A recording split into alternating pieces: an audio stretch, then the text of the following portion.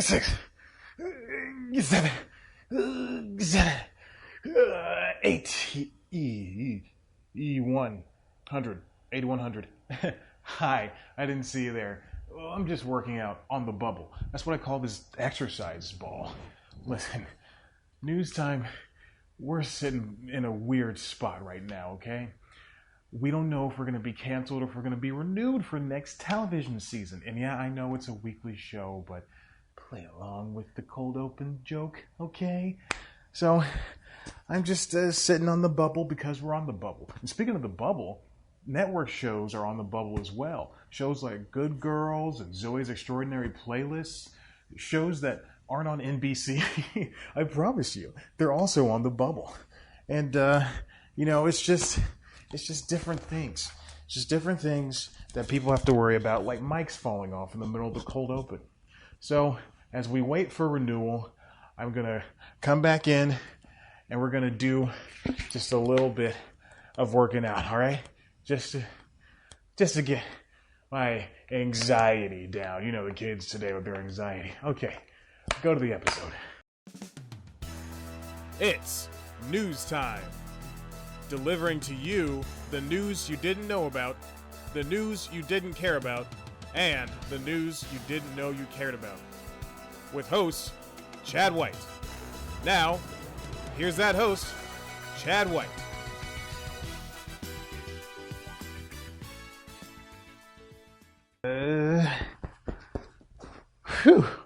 Welcome back to News Time. I'm your host, Chad White, and this is the bubble news you didn't know about.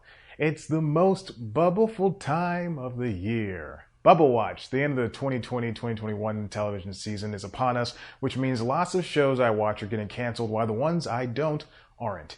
Sometimes I get lucky. I mean, I'm single, so I'm not getting lucky anytime soon, but you know what I mean. Bubble shows are shows that live in purgatory between cancellation and renewal. It's not a good place to be. At least it used to not be. With streaming, things have changed. Before we get to that part, we had to deal with shows getting the axe outright with no chance of survival. Every year, there are shows that do well enough to not even be considered for ending. But there are the ones that lack, ratings.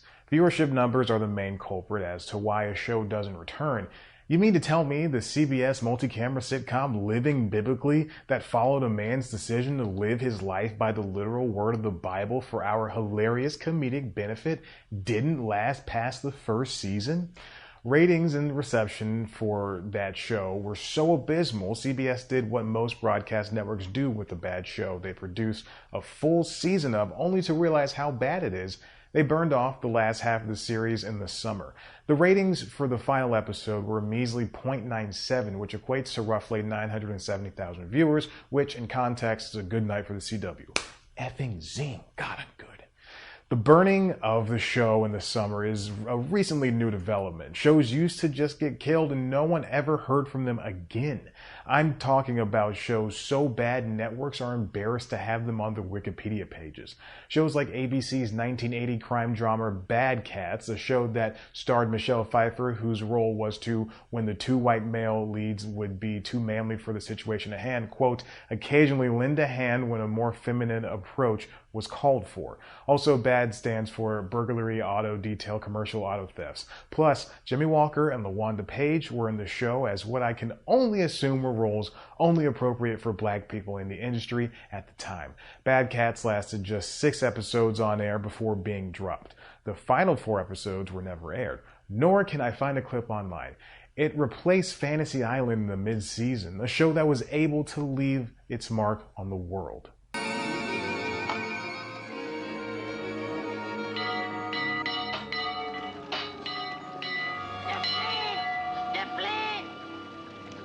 I didn't say it was a clean mark, not unlike my tidy whities. Mid-season replacements are their own thing, and we'll have to save that for a later episode. What?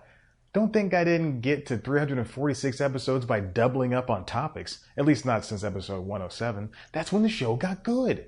The pandemic never got good. The pandemic changed how the bubble worked. Networks, cable, and streamers are at a loss for new shows. When everything shut down in early 2020, shows were in the midst of production. Many never got to finish their seasons, pushing storylines to the next, like The Flash. Others never got to finish. Some shows that might have been canceled in any other year were renewed because that's all the network had to work with. Remember, we were in a pandemic that was getting worse day by day. There was no telling when we would go back to studios for a shoot or a pitch, a show, period. Shows like ABC's Stumptown and Netflix's Glow were given full renewals only to have them taken away before production began. In the case of Glow, that show was renewed in September of 2019 and canceled because of what Netflix indicates was that pesky pandemic, but in reality was because the cast asked for better diversity and character development for said diverse characters. I did not forget Netflix, and I will hold you to that forever, just like Chris Evans and just like Scarlett Johansson. They know what they did. True story. Being on the bubble isn't so bad anymore. They seem to grow thanks in part to streaming. This season alone, NBC's Zoe's Extraordinary Playlist and Good Girls are rumored to hit Peacock and Netflix respectively due to their solid performances but not so solid ratings. The shows perform well enough on streaming to justify keeping them going on those platforms. The move to streaming is made even easier if the studio or network owns the app. CBS sent Evil and SEAL Team to Paramount Plus with probable plans to give Clarice the same fate. Prior to this type of mercy, shows had to rely on another type. If a bubble show was popular enough in the 2010s, petitions and Twitter mentions had led to a revival of sorts.